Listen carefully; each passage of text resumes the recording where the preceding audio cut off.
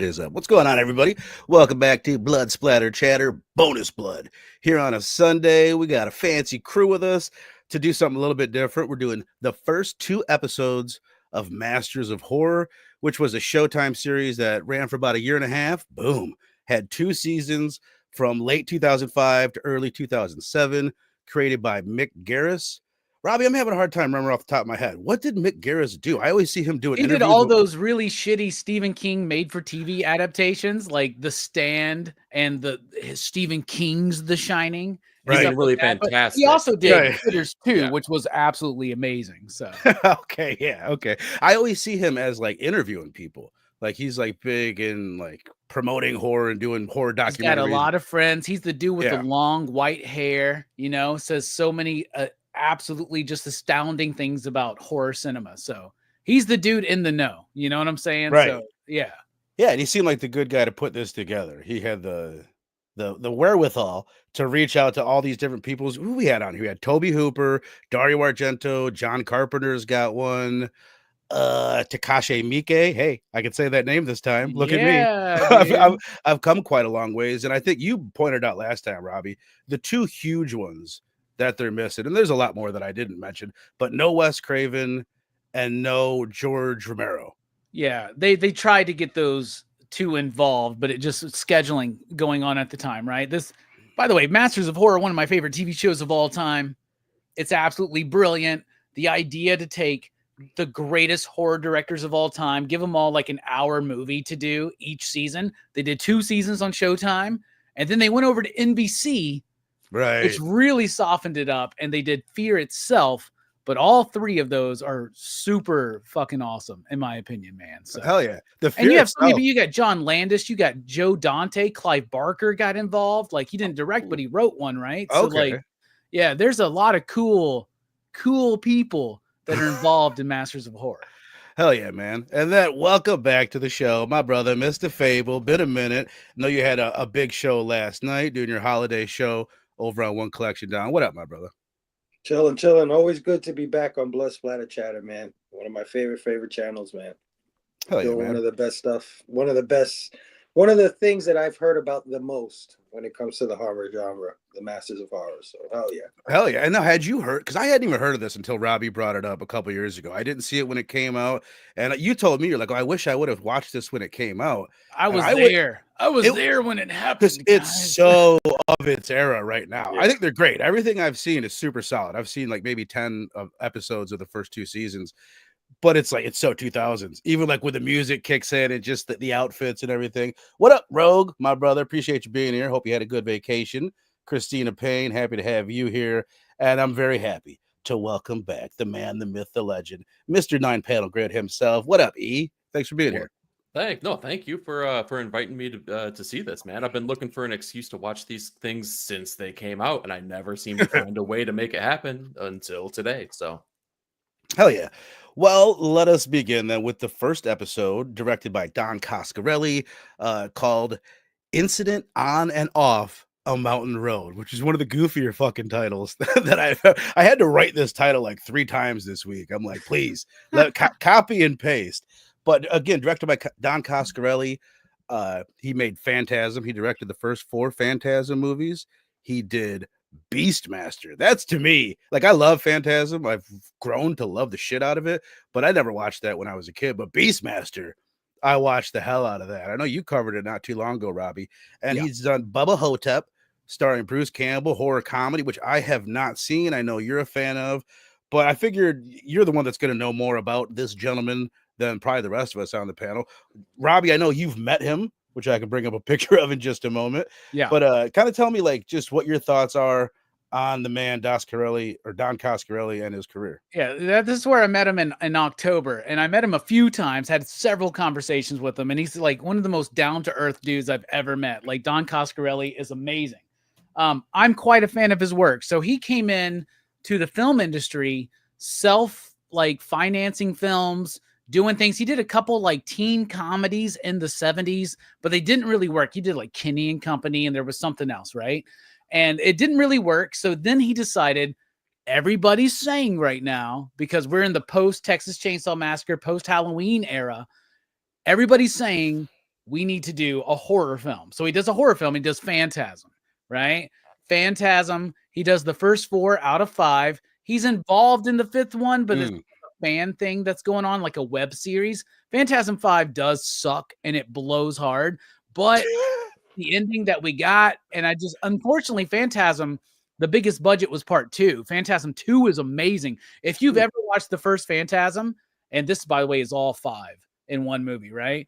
Or in one set. But if you've never seen Phantasm, watch it. And if you don't like it, watch it again. Then watch Phantasm 2. You're going to love it. Yeah, like you said, he also did Beastmaster. Yeah, baby. Amazing. He did Bubba Hotep, which is fucking phenomenal.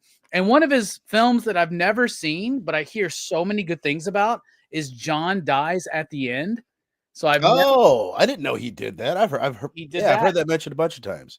Super excited to check that out. Don Coscarelli's great though, man. He's like a George A. Romero. He never buckles for the studio.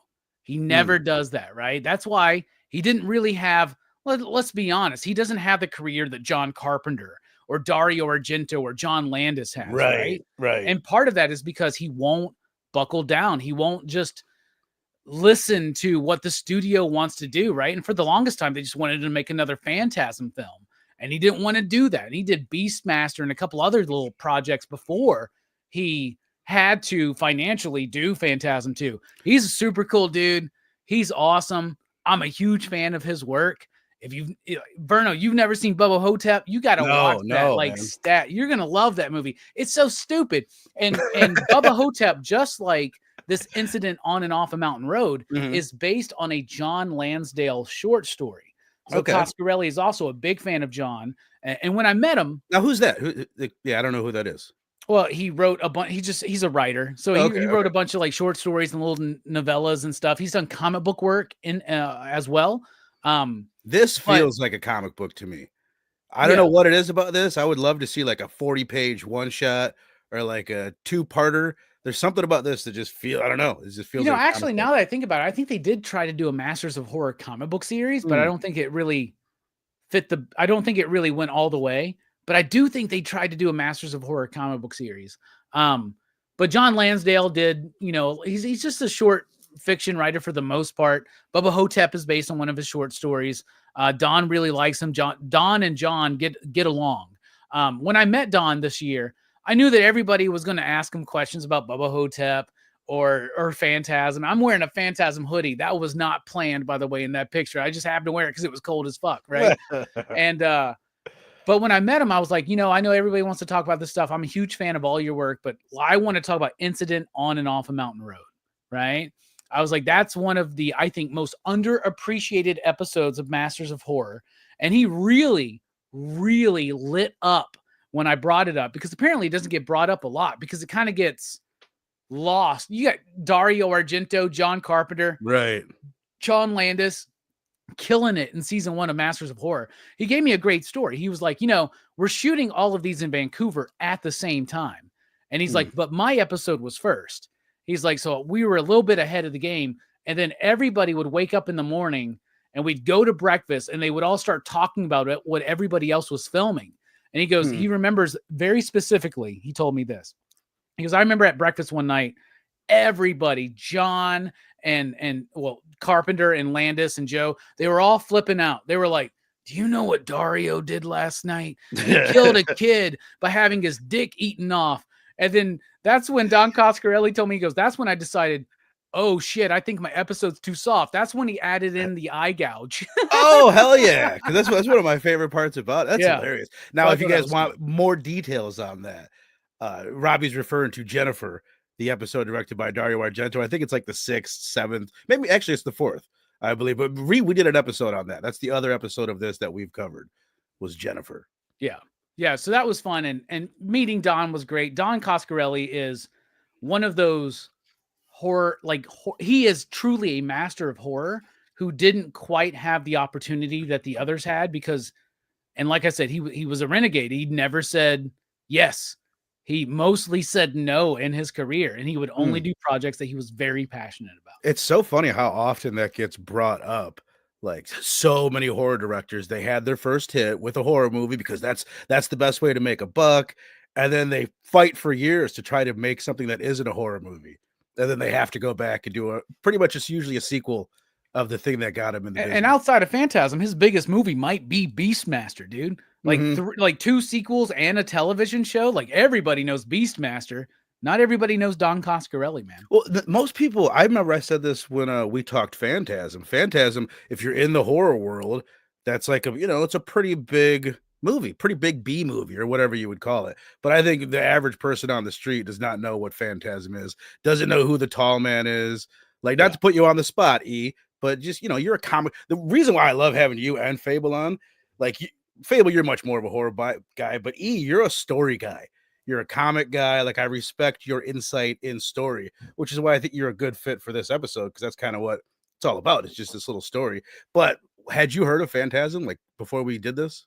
Oh yeah, like I have Okay. a big history, and I didn't realize that the guy did so many different things. But like, you don't get cooler than Beastmaster. I grew up with Beastmasters, right? So I loved that. Phantasm was one of those. It was one of those movie rental place, like the Mod Pa Shop ones that you always got. It was like Phantasm and Puppet Master, something like that. There was like always like a 1-2 shot for those. And then I can't believe you guys haven't seen John Dies at the End, because it's right up all of your alleys, man. Like how am I own the it only one though? on this At least, right? Give me credit for owning it. Okay, all right, you get an A for effort, but yeah, dude, it's right up all your guys' alleys here. It's not necessarily totally horror tinged, but it's a good time. You guys are gonna dig that. So it's kind of horror adjacent, kind of like a horror comedy to a degree. Yes, yeah, very much so. It's very much in the vein of Bubba Hotep. That's what I was gonna say. I haven't even seen Bubba Hotep, but that's not pure horror or a pure horror comedy either, right? It kind of straddles the line of a few genres. Totally, yeah. Right. All right. Hell yeah. So let's get into this one. Incident on and off a mountain road. As we said, it's the very first episode, which is cool. I wonder how that went. They fucking rock, paper, scissors. They arm wrestle. Like who had either got the option or was forced to do the first episode. But the quick premise for it is we've got this woman. She was in this abusive relationship with Russ from Vegas Family Vacation. That's first thing I see. I'm like, oh my! I see him as the dude from Empire Records, man. I always see him as that. Yeah, that's funny. I mean, he's Russ. He's Mr. Papa Giorgio. I put $1 in, I get a car. You put $1 in, you get a car. That was like one of my favorite movies when I was a kid. He's in another one more recently called The Devil's Candy from 2015, which is a pretty damn good horror movie. Oh, what's his name? Ethan Embry, right? That's his name, right? I don't know, but I think it's Ethan Embry. I'll take your word for it, my brother. But anyway, pretty much he's a dick. He's abusive to his girlfriend. He's I think he's an Iraq war veteran. And long story short, his wife, she ends up getting into this wreck, and there's this monster on the side of the road that takes her, kidnaps her back to his house. We find out this is what he does. He's been stopping people on the road, kidnapping them, taking them there, drilling their fucking eyeballs out, and then sending them on their way. And then the hilarity obviously ensues in this. But I love it. It is wild. There's so many elements of it. Like some things that I hope you guys can like fill me in on and how they really connect with each other.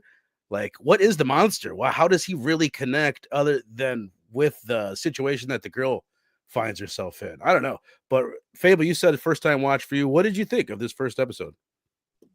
Overall, I think it was great. I really enjoyed it. A great opener to this series, I believe. And, when I first started watching it, I got the same sense you did, Vern. I said, but I didn't say 2000s. I was like, this is really 90s. Like, yeah. This is super 90s. Especially when Homeboy came out of the side of the road and he jumped and then you see the moon behind him. And shit. I love that. I love that shot, dude. That was the shot in this episode that they kept showing over and over when they would like promote the whole series. Yeah. To me, that's like the shot that I think of when I think of this series in general. Like just something about that. And that's also why I think of comic book. Couldn't you see that as a splash page? Mm-hmm. Just like, bam. I love it so much. Absolutely. But, it also gave me a sense like how goofy is this thing going to be? Right. Yeah. Like I didn't know what I was going to get myself into. But as the story went on and things went on, things started getting revealed. I love the twists and turns in this episode. I love how she all of a sudden like builds these traps for him. And I was like, oh, come on, get the fuck out of here. Yeah. You're building these traps for him. But didn't fall for them, right? Like I didn't expect that. I didn't expect him to be like right behind her, and then the other girl comes, she falls in the goddamn trap, and he kept doing that through the whole episode, all the way up until the end, where what do you call it? The fucking husband's in the trunk. Yeah. Right? I'm like, holy shit. So I appreciated it for keeping that pace up, keeping that subverting the surprises coming. Yeah. I love seeing the tall man in there. He was in there, right? That was him. Yeah, Angus Scrimm playing the guy who's also captured. That's Angus Scrimm, right? You didn't know it? No way. Did you bring candy? All the other girls brought candy. I love it when they bring candy. That's Angus Scrimm, man. One of his final roles, dude, man. No way. Dude, I'm so glad you pointed that out. Dude, I don't know what it is about me, but there's some people, some actors and actresses, I can't stop looking at their lips. When we did Heretic last weekend, it's like he is working overtime with his tiny little lips. I don't know what it is, but they're very important when it comes to a performance. That's what do you call it? John, what's his name? The guy who made 16 Candles? John Hughes. Yeah. John Hughes. Yeah, he always did a close up of people's lips in his movies. Yeah, I love it subverting the expectations. I don't know if it needed the rape scene at the end. I don't know. Robbie, when you said that about them hearing about what Dario Argento and probably Takashi Miike were doing, I was like, did he add the rape after that? Because the series goes there. The rape's in the short story. Okay, that's what I'm saying. The series, like this first episode, and that's the moment in it. And almost every episode has a moment where you're like, oh wow, I wouldn't expect him to go that far with it. But yeah. Because the him being in the trunk alone was the surprise for me, was the twist, but it didn't take away from it either. It kind of gave you that reasoning for her becoming what she becomes by the end of the episode. Well, it's Dawn and John Lansdale wrote the original like short story, but it's a rape revenge tale, but it's presented in a way that doesn't present itself like a rape revenge tale, which, let us not forget, that's a big thing in horror movies. Last House on the Left, I Spit on Your Grave, Mother's Day, like those are like that was a big trope back in the day, and like Don never went there then, but this was his chance to do it now, and I think he actually handled it in a pretty just like you're saying, it's such a cool way to do it. Like I haven't seen all those movies, but another one, Miss 45, the rapes usually take place at the beginning of the story. And this one totally flips it. It's the very last thing you see, or almost, which is cool. It gives you a lot of the context, because it explains how she becomes a badass. Obviously, her husband taught her how to be a badass, a survivalist, a nature person. But the drive, the you know what I mean? Because by the end, she's drilling holes in his fucking head and hanging him on the damn rack and all that. Which I like. I love that she's doing that, but it's one of those things where like it's just like a Scream movie, and where once you've revealed who the killer is, all of a sudden they got this look in their eyes. Yeah, and you can tell, they're bad. You know why she does it? She does it so that she can pin the murder on Moonface. No, totally. Yeah, right. But like what comes over her face, where all of a sudden she's villain. She's the villain. I don't know. You know what I mean? But then by the end of it, that guy, dude. You see her eyes again, and she's the victim. But there's, you know what I mean? There's that moment where all of a sudden I think you're supposed to, for a second, I think I was thinking that she was going to like kind of take over his role.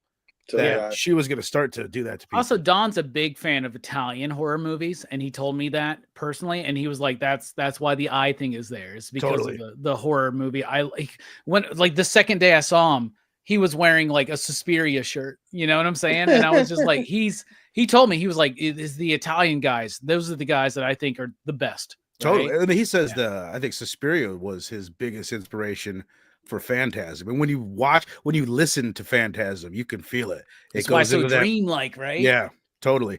The other thing I wanted to say that you made me think of, the drill bit. Like, first of all, anytime you see an eye, I'm thinking of Fulci right away. But anytime I see a drill, I'm thinking of Fulci too. Because there's that, what is it, House by the Cemetery, where he's drilling into that guy's head? Yep.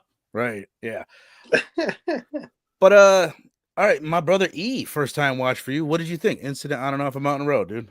Dude, well, first of all, I'm so glad that you gave me the opportunity to start with saying that I've really loved a lot of the things that he's done in the past, and I'm sure you can see where this is going at this point now. This was Masters of Struggle for me, man. This episode was really, really hard to get behind and really hard to enjoy. And I think part of it was because I knew the lineage and the prowess of all the people that came about like to make this season, right? You have the biggest names you guys all talked about. So I'm like, yes, let's do this. Let's jump into this. What are we talking about? Some weird gray dude that jumps out like from in front of the moon. Like, this doesn't feel like the same thing that we get from things like American Werewolf in London, from Halloween, from like these big, huge movies.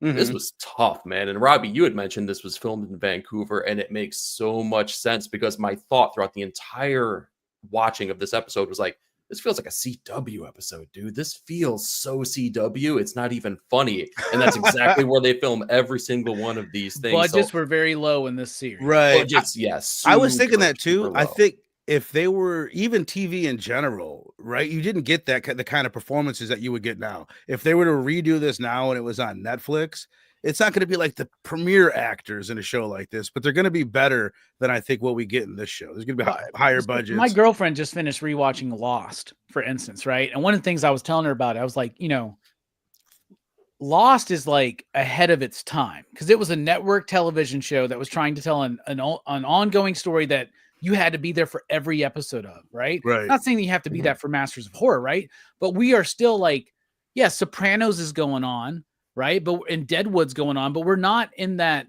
We don't realize we're in the golden age of TV yet. Yeah. Right. And Showtime was the very young, like redheaded stepchild in the family of like HBO and Max and all that shit, right? I would say it's just above Skidamax. Right. Oh, and Eric, Canada's a fucked up place. You should know this already. Well, I mean, if this tells me anything about Canada, if I didn't know anything else, like this would tell me the story. It birthed David Cronenberg, so that's all I gotta say. It does produce a lot of weird horror movies. Soon to be the 52nd state. I'm pretty sure it's coming. Yeah, they're talking about it. That's a joke, kind of, but they are talking about it. But the acting was everything felt to me very CW-esque. I tried my hardest to really dive in and get into this, and man, it was not the episode that was going to do it for me. If this was like a litmus test, I would not have watched. Yeah, I know what it was, man. It was that fucking song. It was that song. It was that like Naval Gazy fucking song. It does. Yeah, they play it like 3 or 4 times. They start and end with it, and somewhere in the middle. I'm not completely shocked by that. I get it. I think it's kind of like I don't know. At the same time, when I say like the acting isn't really that great, there's really 4 performances. And Buddy, what's his name? Angus Scrim? I'm still blown away by that. Yeah, Angus Scrim. Yeah, he's fucking phenomenal. Mr. Papa Giorgio, not the greatest, but I still like the performance. The girl, super replaceable. And that's about it. I mean, there's not really. And then the fucking big guy, I wouldn't call that a performance. So I don't know. I do get what you're saying. I don't know. Moonface is dope. I love Moonface. Was Moonface that guy though? I kind of felt like it was. He is a famous guy. Who was he? Oh. I know what I wondered that this time too, Fable. Yeah. Was that the boyfriend? The husband? Yeah. No, it's not him, but it was. Who the fuck was it? It was somebody. Yeah, that was the twist. I was totally waiting for that to happen, and it never was delivered. So, no, what did you think of the story wise? Did it? Because this, as I'm watching it, I was like, it's kind of weird. I'm conflicted because it's so toxic that I don't know if they would write that story now. But it's not like that. Those stories aren't still happening just as much. Where you've got some toxic husband, kind of like, you know what I mean, treating his wife poorly. I think that's kind of a shame that you might not get stories like that, even though we still need stories like that. And maybe I'm wrong. Maybe we still get just as many stories like that, but they would be told differently. It would be overly preachy instead of you just like getting it. Like, yeah, that's not good. Well, I mean, I think it's been delivered so many times that it's become cliche. So do we really need to still lean into that? Because a woman character, regardless of the acting prowess that this particular person brought, right? A woman character can be powerful for more reasons than being raped on camera, right? That's not a necessity. Like, go do something that doesn't like come from that being the catalyst. It goes before that though, man. She's powerful because she took those lessons. Right, she was already hating this guy, and it shows us the insanity. This show was in 2005, so we're like firmly implanted in the beginning of the second Bush term. And right? the whole show, you feel the Iraq War's presence, and not the whole yeah. show, but in other episodes, like you could tell the era that it's in. Yeah. Yeah, Plus, and he it's vetted her. by the way, it's John DeSantis who plays Moonface, and he was the 13th warrior who was like he was one of the giant dudes there. He was what else is the other thing that he was super known for? He's Ron DeSantis's cousin. Yeah, he played Lurch in the Addams Family in the late 90s. Oh, that's okay, who he there is. you go. Then he's Lurch. Yeah, that's that. He's Lurch. All right, hell yeah. All right, Not in the movie, but in the late 90s TV series, if anybody remembers that one. Yeah. But, oh, not in the movie. Okay, then he's not Lurch. Okay. All right, hell yeah. I appreciate your thoughts, E. Robbie, what did you think of the first episode? I fucking love it, dude. I remember at the time, this was one of the ones that us horror fans, it was one of the ones that a lot of horror fans thought was weak, right? And Don Coscarelli didn't come back for season 2. And I don't know if it's because he was busy. Maybe he was doing Bubba Hotep at the time or something like that. But I don't think so. I think he had already done Bubba Hotep, right? Yep. So I don't think it's because he was busy. I think it was because the response to this episode wasn't as good because it doesn't go as far as some of the other episodes go, right? Like I think the greatest Masters of Horror episode is John Carpenter's Cigarette Burns, which I think is the best John Carpenter movie he's ever done. Which stars Daryl from The Walking Dead. Yeah, it does, right? But you know, he kind of started earlier. He tried to keep up. It didn't go as far. It doesn't have like the nudity. It doesn't have the amount of gore that some of the other things do. But if you look at Coscarelli's career, that's not what he's about, right? He's not about nudity. He's not about gore. He's not about taking that easy way out. And I really love this story. And like Fable said, like when I was younger, in my 20s, watching this for the first time, I love the ins and outs of how does she know how to do all the, oh shit, because he taught, oh shit. And then when you open up the trunk and it's him, like I fucking loved it, man. Yeah. And I still love it and I still stand up for it. I think it's one of the greatest, most underappreciated episodes of Masters of Horror. Trust me, there's some shit ones to come. And this one is not shit. This one is really, really fucking good. Hell yeah. I mean, I totally get it. What I wanted to ask you guys is because I think the first time that I watched it, at the end, I was like, story-wise, I was like, wait a minute. Well, I expected there to be some kind of like, oh, and then you find out the connection between Moonface and the husband. Like you said, Fable, I'm like, is that him? Like, what is the connection? Other than, you know what I mean? There's no connection, man. It's like a Texas Chainsaw Massacre thing. It just happens to be a house where this crazy fucking dude lives next to a really tricky bend in the road. Right. And there are tons of accidents that happen on that road, and he kind of takes advantage of it. He's just a weird fucking dude. He's a Leatherface. What's the explanation of Leatherface? Well, they gave it to us in some bullshit fucking movie, but here's we don't need it, right? Leatherface doesn't, like Texas Chainsaw Massacre doesn't have another part of the story that's about another thing. So that, you know what I mean? That's what I'm saying. If they had this whole meat packing plant where they go there, then they tie it all into Texas Chainsaw. Yeah, what the tie-in in this movie is how she learns how to deal with this. Yeah. Right? I guess that's she what it learns is. How to survive. And this is a movie about survival, right? And it's from the perspective of a woman who has hitched her wagon to the absolute fucking wrong guy. And one of the things I love about the movie is like when I've watched this so many times, right? And I really do feel, oh man, when they're like their first bit together, it's creepy because he's saying things, but she doesn't realize what he's saying because she doesn't know him yet, right? And when you first meet somebody and you're in that NRE fucking phase, that new relationship energy, right? And you're just like into everything because you're like, I like your tits, I like your ass, I like your smile, I like the way you think.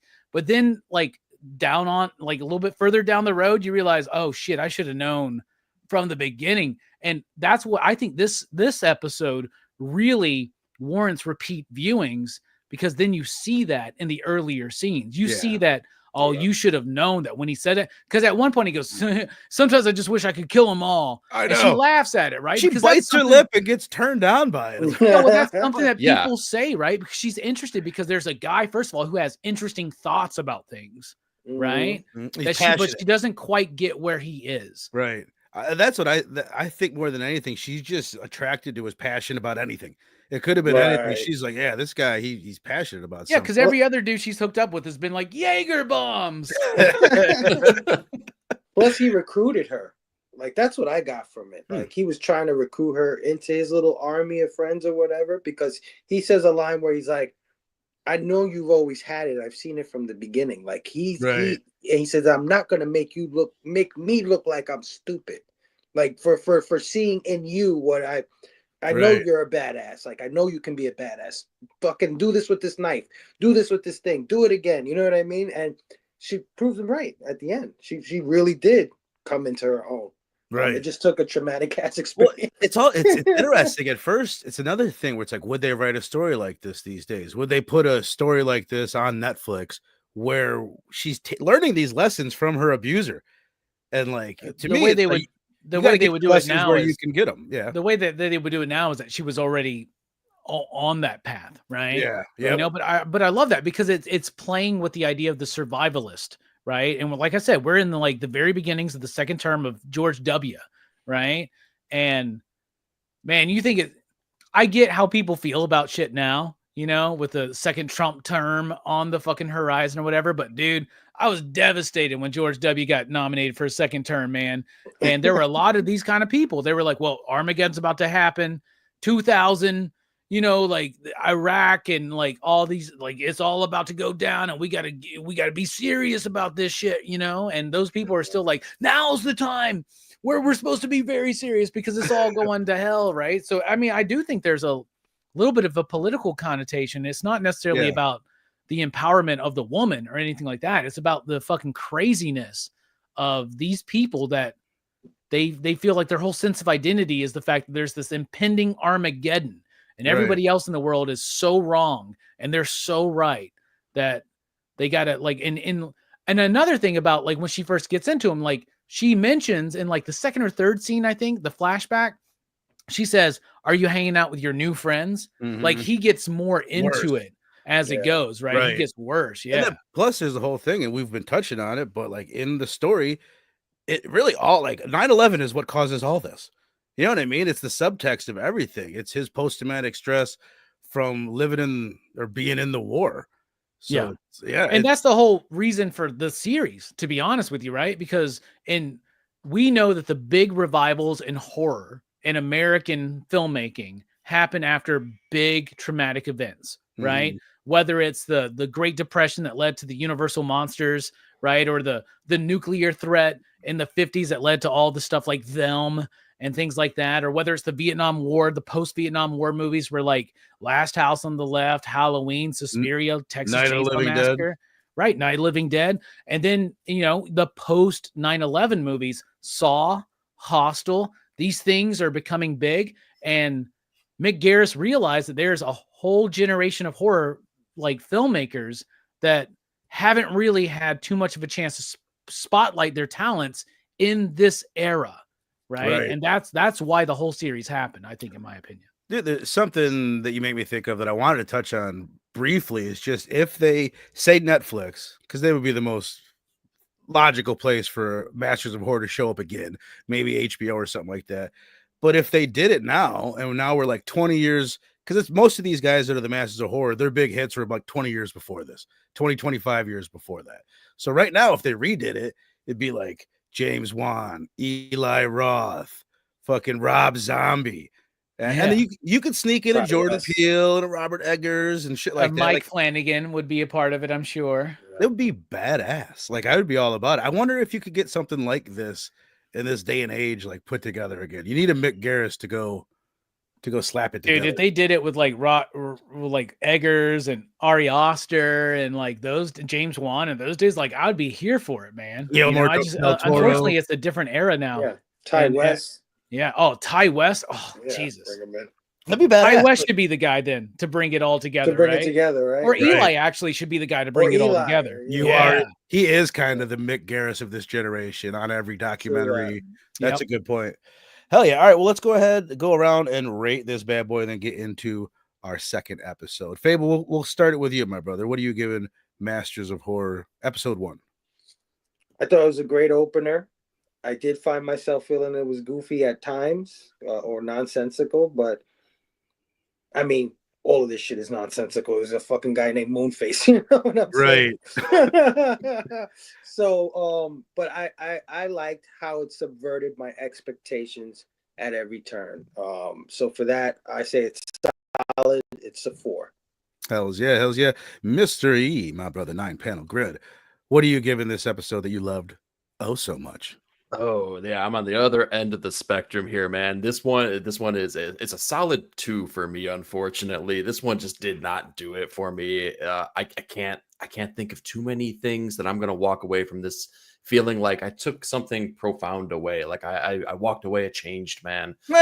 this ain't it for me. So fair enough. I don't know if I'm walking away a changed man, but I remember even when we did Jennifer, it was hard for me to rate the Dario Argento episode. I'm just like, I'm so used to, like, there's things that movies do that this doesn't do.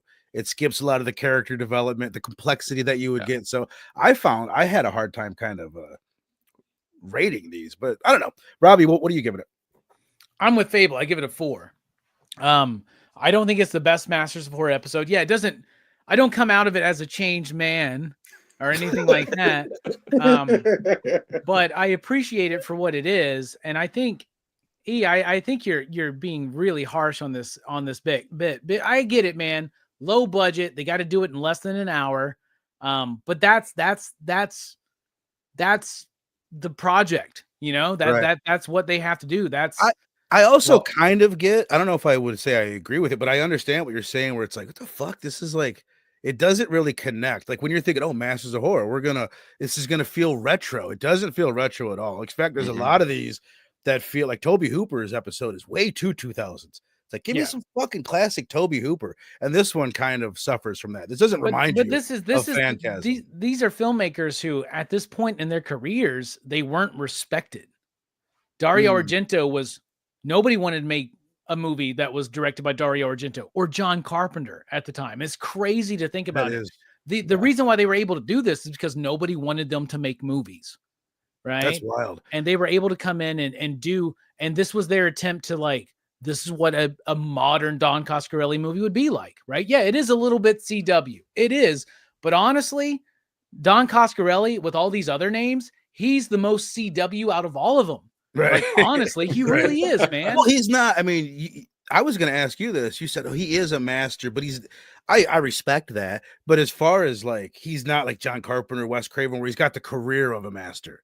You know what I mean? He's just, he's got Phantasm, right? Yeah. He's got Phantasm, and his whole career has been kind of based on that. And a lot of people don't even realize that he directed Beastmaster, right? Which was like probably his biggest money maker. And like Phantasm, that's the movie that they made to get, like, on their own, that, like, other people made money off of, not him. Right. You know?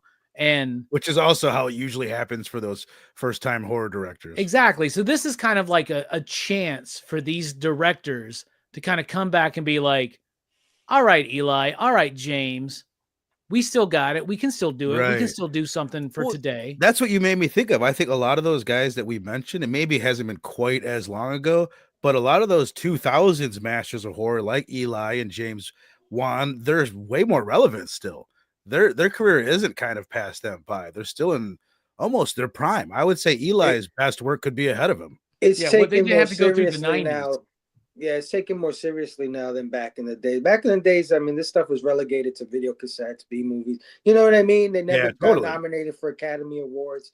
Now we're seeing that in this day and age, and it's being recognized as a true genre, true form, something to be respected. That's a really good point. Yeah, it's different. Yeah, people look at it definitely differently. All right, hell yeah, I'm tempted to give it a 3.75, but I'm gonna stick with where I was. I'm gonna give it a 4. I could totally feel where you're coming from, just to say it again, E, because I watched this twice this week. And when I watched it the first time, I was like, fuck, was this a good idea? Should we have been doing this? I don't know. I just wasn't in the mood for it. I wasn't in the right. It's like just what you were saying. You kind of build it up. Oh, I'm going to watch this big fucking thing with all these Masters of Horror. Yeah. And then you get into it, and it is a little sillier than you maybe are expecting.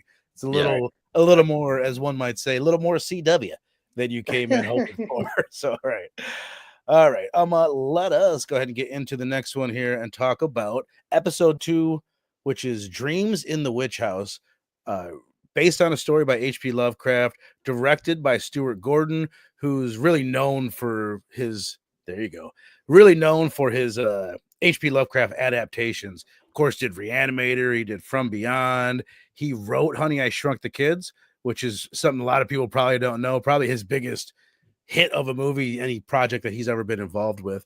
And the guy that I once said many years ago, at least a few years ago, that I wasn't a fan of after watching Dolls and From Beyond. And I eat those words all the time now because I really have grown to just fucking love, not Dolls, but I love From Beyond and I love Re-Animator. And I really like, what's that one that he did, Robbie, where it's oh shit. It's the two actors from Beyond and Re-Animator, and they're in a castle. Castle Freak. Yeah, that's another wild one. But I love this one. I think this one's great. This one's goofier even than the first one, but it fits Stuart Gordon's style, I think, so well. And in this one, we have a student of Miskatonic University, Miskatonic being the university in all the H.P. Lovecraft stories. And he moves into this little house where this guy, or not this little house, a house where a guy is renting out different rooms. And it turns out that there's a witch that is fucking using other dimensions to influence people. And basically there's this rat with a human face and they're getting people to sacrifice babies. And then all this guy's caught up in this web of baby sacrifice. And that's been going on for at least 300 years. And he's got a neighbor, doesn't seem that hot. She gets naked. Holy shit, she's hot. You didn't know she was that hot. And then she is. So I like it. I think this one's pretty wild. It's a lot of fun. But Robbie, why don't you kick it off again by just kind of telling us your thoughts on Stuart Gordon, if you don't mind. Stuart Gordon is a goddamn genius. He's a genius, right? He's absolutely a genius, and it's sad that he's no longer with us because he would still be making these genius movies.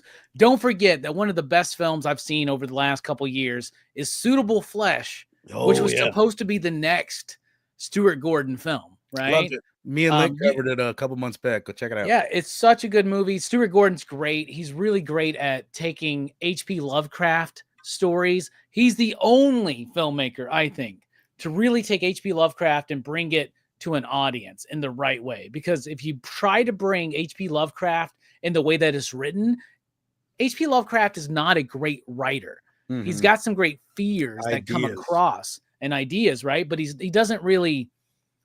not really literary, right? Let me just jump in and say, like, I was reading kind of the description of, just really briefly, of his version of this story. It does what every H.P. Lovecraft story does, and it's like, he goes into this realm where everything is unknowable, it's ununderstandable, which is kind of like his shortcut of saying, like, I don't fucking know. I'm just going to put that in your head that you can't even imagine. You can't imagine what it looks like or what it does. Lovecraft is writing in the 20s and the 30s, and we're starting to have these scientific advances, and we're starting to understand things about like quantum reality that just seems so crazy. I mean, they seem crazy today. Imagine what it was like in somebody in 1920 where all they know is Jesus and the president. You know what I'm saying? Stuart Gordon is great. He comes from a theater background in Chicago. He wanted to make a horror movie because he knew that horror movies were making money. He wanted to adapt Lovecraft because he was a big Lovecraft fan. He did Re-Animator. The Re-Animator movie is way better than the Re-Animator series of short stories, the super, super short stories. But yeah, Re-Animator right here. Then he does it again with From Beyond. Love it. Dolls came out before From Beyond, but I think From Beyond was filmed first. Or maybe I have that backwards, actually. I think I have that backwards. Dolls, I like. I don't give a fuck what you say.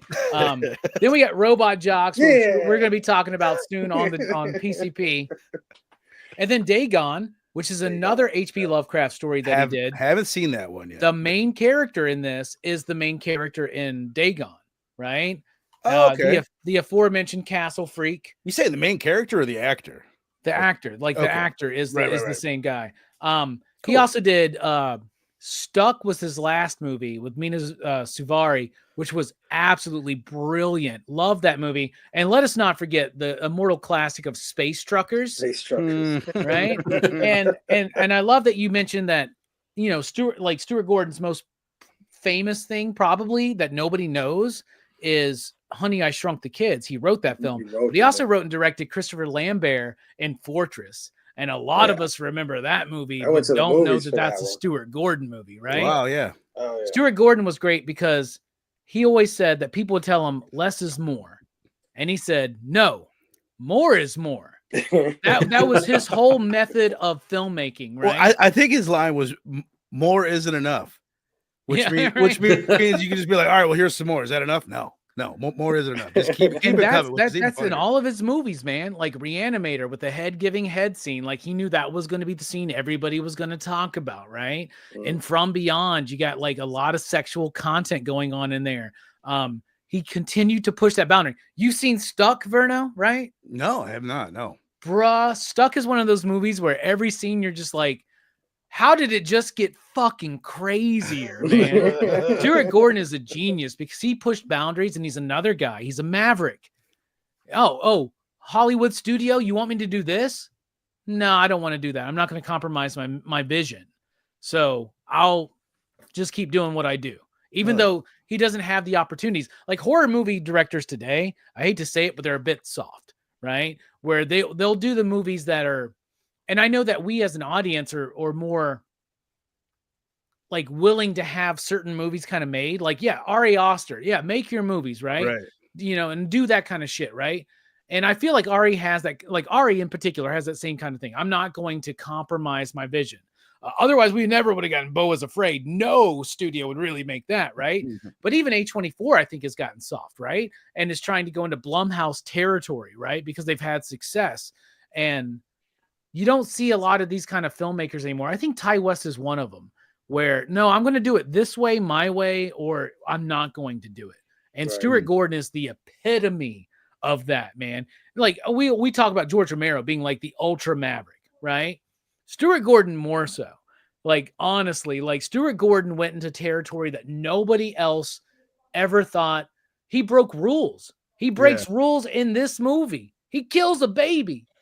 You're not supposed to do that in these movies. Not even John Carpenter would do that. And everybody in all the masters of horror, they were all like, oh fuck, Stuart really fucking went too far in this one, right? That's what they say, but that's what Stuart was trying to do in every movie he ever tried to make. Hell yeah, man. Like I said, he has just become one of my favorites. And this does just fit his style so fucking perfectly. But the other thing, what did I want to mention is Robbie, I'm trying to figure out who is the guy that is it Roger Corman that had a bunch of adaptations of Edgar Allan Poe stories? Yeah, he did like a whole series. That's kind of what inspired Stuart Gordon to do that. He loved those movies so much. He's like, I love Lovecraft. He's like, I want to do my series of Lovecraft. Nobody had done Lovecraft movies. There was like the Dunwich Horror, but that movie's a piece of shit. You know what I'm saying?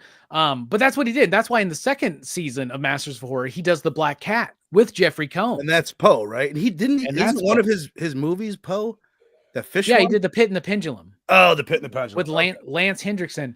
And that's another great film from. Well, it's not that great of a film, to be honest. Another movie. It's not, but it's another movie that he made. But like that's what he did, and he brought the same team, man. Richard Band's doing the score. Yeah. You got Dennis Paoli writing the script with him. It's the same team that's been doing all of these movies, right? And that I think comes from his theater background, where he was used to having a unit.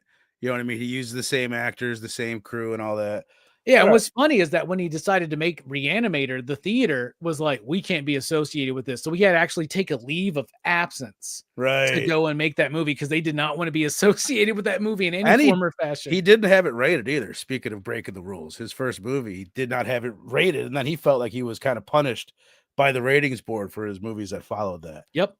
But my brother, I know you weren't a fan of Incident on and Off a Mountain Road. Very curious. I'm already getting the feeling that you like this one maybe a little bit more, but lay it on me. What did you think of the second episode, Dreams of the Witch House? This was way more my flavor, man. This is the episode they should have had for episode number 1 to make sure that I watched every other episode from there on out. I loved this one, man. It was a really good time. Like, I'm a sucker for a Lovecraftian kind of story. I'm a sucker for a madness kind of story, right? Like, this gave me different but similar feels to In the Mouth of Madness, you know, the John Carpenter movie, right? So I was in from the very get-go, but like, it's crazy. All my complaints about episode number 1 are still very relevant for episode number 2, but none of them bother me. This episode was like super ambitious. It like they tried to cover in no particular order: blood sacrifice, witchcraft, string theory, the wage gap, suppression of knowledge, religious harm,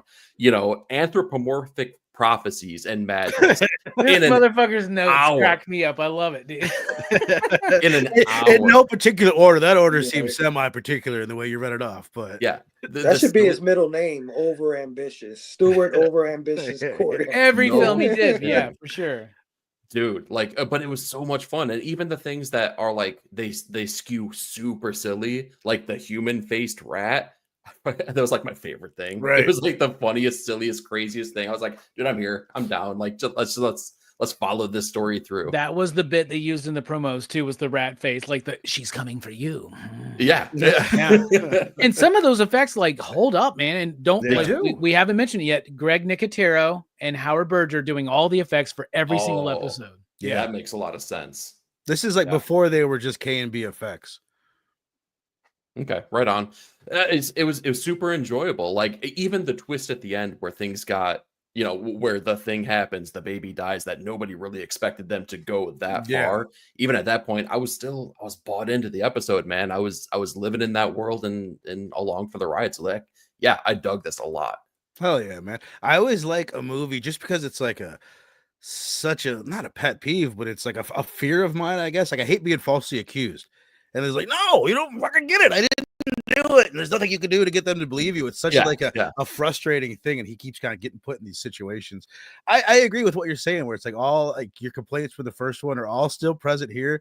I would say the acting is worse in this one, but the characters are maybe a little bit more interesting. Like, I don't think any of them are bad, but like they're great. But all the characters are cool. Even the landlord, you've got the goofy guy that was killing babies in the past. The witch, the hot fucking neighbor. It's like, but none of them are great, but I'm interested in all of them. But Fable, my brother, again, first time watch for you. What'd you think of the episode 2? I thought this one was just okay. I kind of like the first one better than this one. Well, you know, I'm starting to think I don't like witch stories. Because every time we watch something about witchcraft, I'm like, oh my god, I always don't like it. I don't know what it is. And I also feel like this movie is like Stuart Gordon's greatest hits in an episode. Like, because like even the main character to me gives me Jeffrey Combs vibes.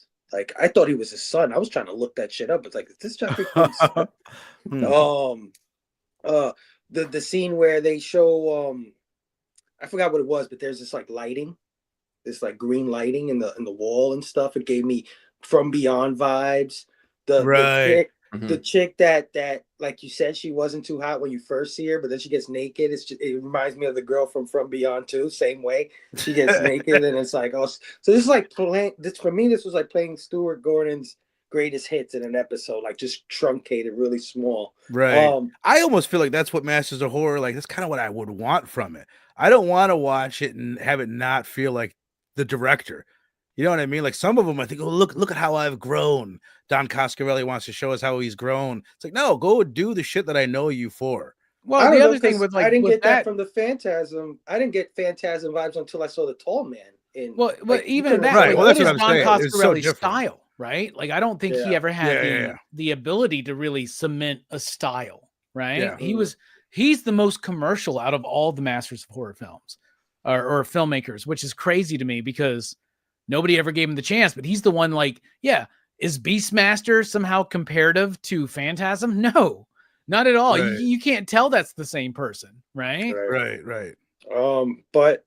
But I do love a good Lovecraftian tale. I love how he mixes technology with mysticism and magical stuff. You know, like, oh, you know, this can be explained. This is not just, you know, some weird shit that you're saying. No, there's some science behind this. And I've always appreciated him doing that.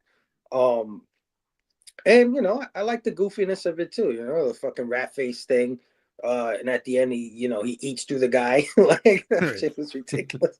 But sometimes I listen, these kind of twisted tales, I don't think should always have a happy ending. But I'm like you, Vern. I'm like, damn, but he never got to prove that it was fucking, that he wasn't crazy. You know what I mean? He still dies at the end, which again, I'm all for the twisted ending where people die and it just nobody wins. But I you know, I'm like you. I felt like, damn, you know what I mean? Right. Well, it goes back to what They kind of the find point out. you've raised a lot, which I always think about when we get a bleak ending. Did they deserve it? Did they earn And it? this Yeah. guy is definitely did not deserve to die at the end. Like I can get behind that 100%. But I still don't mind that he died. I still like. Yeah. I always Yeah, like a yeah, bleak yeah. ending. I like a gut Yeah. punch. Not that this one leaves you with a gut punch. It's kind of that nice balance. I like a movie that makes you go, "Oh fuck," you know what I Yeah. mean? And this So does it's that like where you, the you guy goes, laugh at how it's like kind of sad. the guy goes, we found bones from like 300 years ago, and this knife, and Right. So he does this kind all. of. Some people Yeah. believe him. Some And people like he's the guy vindicated walked away. It's like, two yeah, but people. who's gonna believe that? Yeah, exactly. He just walks away like, ha ha ha. There is something funny about it though. Like it is somewhat satisfying. They're like, okay, at least those two know who I feel like I'm shipping them. I don't know if you guys picked up on that, but I think those two need to get together. The two at the end, Why not? sharing evidence back right? and forth. I don't know. I felt something there. But all right, all right, hell yeah. Robbie, what do you think of episode 2? Oh, you know I love it. You know I love it. I think this is a great continuation of the exploration of H.P. Lovecraft and his themes by Don Coscarelli, by Stuart Gordon, right? And what I love about it is, yeah, I there was a period of my life where I loved movies that didn't give us happy endings because that was a rarity, right? Things like Chasing Amy, right? I still say that's my favorite Kevin Smith movie because it gives us a real, honest ending, but it doesn't give us a happy ending, right? And Stewart does that in his fucking films. You know, look at Re-Animator. Look at how it ends. Right, yeah. Right? Look at From Beyond. Like, Beyond. look at these movies. Like, they don't end right. And that's kind of part of the Lovecraft thematics is that it's about the cosmic joke, right? And the biggest cosmic joke is this, that you think that you are significant, right? And that's what Lovecraft's work is all about, is that I don't give a shit who this college student is, how bright he is, how good of a dude he is. It doesn't matter because the universe exists and there are forces in the universe that don't give a shit about you, whether they're conscious or anything like that. Who gives a fuck? But even just like forces of nature, right? Like, do you think gravity gives a fuck about us? No, it doesn't, right? And that's what Lovecraft's trying to like portray. And I think Stuart Gordon does that in a great way that's very accessible for horror fans because he gives us the violence, he gives us the gore, he gives us the nudity. He does this in all of his films, but he does it in a way that fucking doesn't titillate, right? Like the sexy scene in this movie, what's the big climax of it is nasty ass witch tits. Extra you know what I'm nipples. saying? Extra witch nipples. Yeah, dude. What? So I love that. I think it's a great continuation of his exploration of those themes. I love the stark nature of the story. I love the performances. I think Dreams at Witch House is fucking fantastic. And when this series first came out, I was living in a bachelor pad with 2 other homies, right? And I had the back room that was like, at some point, I guess this room had sinking a little bit or whatever. And I had weird ass angles in that fucking room. And when we watched this, we were developing like an idea for like a show called The Pad. And I was like, we got to have an episode where like somebody comes and rents out this room and the weird fucking angles and they don't even know, but some Lovecraft fucking shit's going to come out of the walls and stuff like that. I love those ideas. It's very Hellraiser to me. It with, does with fit. that That's aspect. a good point. Absolutely. It's got that aspect, 100%. Clive Barker has a Lovecraftian to him, for sure. Absolutely. It's a good point. I'm right there with you guys, man. I think, like I kind of already said my bit. It's just fun. It's got a lot. They jam pack a ton into these episodes, like thematically, but it's just so goofy, and that chick is so hot that I guess that's what I have to say on it. But all right, we'll go ahead and wrap it around then. Start us out with your grade, man. I'm going to flip it back around here. I gave the first episode a 2. I'm going to give this one a 4, though, man. I had such a good time with this one. Like, even the things that didn't make sense, it didn't matter. Nothing bothered me. Like, it was just a fun romp, man. I would go on this ride over and over. Yeah, hell yeah. All right, hell yeah. 4 from E. You guys in the chat, too, if you've seen this one, what do you got? But Mr. Fable, where you at on this one? Are you flip-flopping? No, I'm not flip-flopping. This one didn't step too down for me from the first one. I do love Stuart Gordon. I do love his themes. I do love all of that stuff. I was gonna give it a 3.5, but that chick changed my mind, man. I'm giving it 3.69, man. Yeah.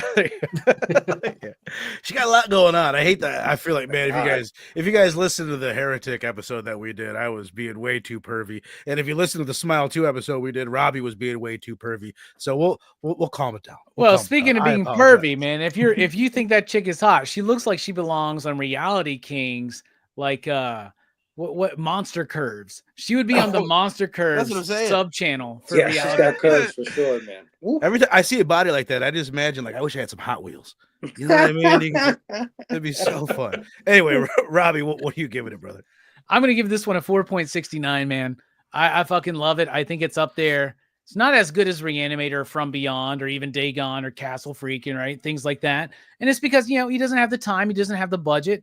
But honestly, some of these filmmakers may have had a bigger budget for this hour-long episode than they did most of the movies in their career. Yeah. Right? Yeah. And I think that, and I love what E said, very ambitious. It's a very ambitious movie for what it is. And these are movies. They're short, but at the same time, they get the job done. They get in and out. So I'm going to 4.69, man, because Monster Curves and Monster Angles. So how about that? and Monster Truck Hot Wheels, baby. All right. So hell yeah, man. I'm going right there. I'm staying with a 4, man. I think both these episodes that we talked about, they have their strengths and weaknesses. But I have a feeling I could probably do almost every one of these episodes, and I'm going to end up giving almost all of them a 4. Because they're limited because of their budget and their datedness, and you know. Oh, they're worse ones. Trust me. You're gonna. Yeah, well, I haven't got there yet. Everything I've seen has been about a 4. Wait till you see the ice cream for ice cream one. That's like the fucking worst, man. Okay. Hell yeah, man. So a 4.69 from Rock and Robbie, a 3.69 from Mr. Fable, a 4 from E and I, and a 4 from Chill Out Man in the chat. So hell yeah, man. Episodes 1 and 2, Masters of Horror. Now here's the thing. I would say go out and check them out. And I will say go out and check them out, but you've got 10 days to do it on Tubi. I don't know if you guys noticed that. Oh, they're going away? They're expiring, and I think it's actually 11 days. So go check them out while you still can. I don't know if it's going to pop up somewhere else. Oh, I'm definitely doing that, dude. Yeah. I already started episode 3 because I'm like, oh no, I saw the names attached, and I was like, I have to watch. Which one's episode 3? Yeah, what is it? Chocolate. Because like the Blu-ray sets they put out are by alphabetical order, which is weird. So there is a comic book, by the way. Dance of the Dead, Toby Hooper. Oh yeah, that one's all right. I like that one. I think that was it's all right. cool. Yeah, that's good. It's probably a 4. I thought it was. It's, you know, there's like a Buffy the Vampire Slayer-ness to this series. You know what I mean? They're not a million miles away from each other in terms of quality. But yeah, that one's got. It seems like an episode of Buffy. Maybe a great episode. Just wait till you get to Cigarette Burns. That's just Cigarette Burns and Jennifer are the highlights of season 1, man. Can I ask you a question? I was reading on Tubi. Oh no, I think I was reading because I looked it up and stuff. They said episode 13 never aired. It did. It was too hard. It was too hardcore for Showtime. Even Tubi. Is this how it was meant to be, or did they? Yeah, it is because they didn't air it on Showtime, but they did put it out on the DVD release. Okay, and now it's actually tame comparatively because they said they aired it on Reels, but they edited it to be less of whatever it was. Yeah, the one you should get on Tubi should be the more full version, like one. Okay. Yeah, Takashi Miike. It's Imprint, and Imprint is like fucking dope, man. That's the dude that did Audition, right? Yes. Okay. Yeah. Okay. Itchy the Killer. Yeah. I know what I'm getting into then. Those movies are almost as gnarly as Terrifier 3. Yeah. So excited. I own this bad boy. I have still yet to see it.